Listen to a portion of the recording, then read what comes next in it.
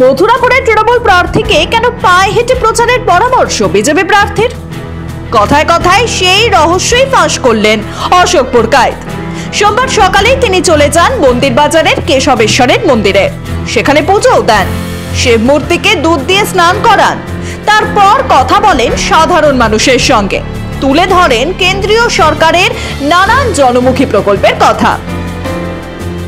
মূলত আজকে এখানে আমাদের বাবা কেশবেশ্বরের শিব মন্দির, এটা আমি নিজে এই এলাকার ছেলে, আমার বাড়ি এখানে।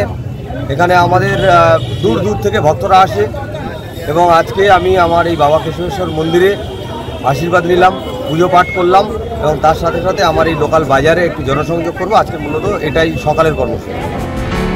এখানে উঠে আসে তৃণমূল প্রার্থীর সাইকেল র্যালির কথা। পেট্রোলের দাম নিয়ে তৃণমূলের মিছিলকে কটাক্ষ করতে ছাড়েননি বিজেপি প্রার্থী। তিনি বলেন, তৃণমূল কংগ্রেসের সঙ্গে যুক্ত ছোট বড় সব নেতাই এখন লক্ষ লক্ষ টাকা দামের বাইক চড়েন।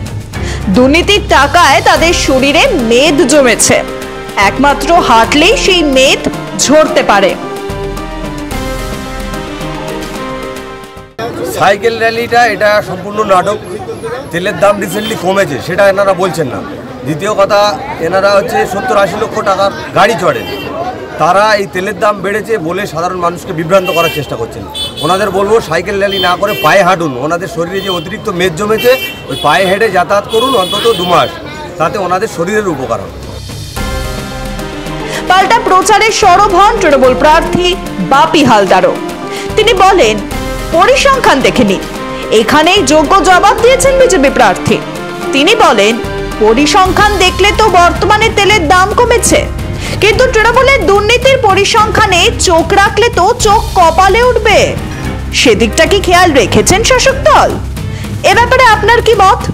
তেলের দাম না তৃণমূলের দুর্নীতি, কোনটা চিন্তায় ফেলছে বাংলার মানুষকে? লিখে জানান আমাদের।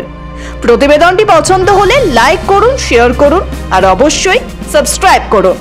ব্যুরো রিপোর্ট, মাধ্যম।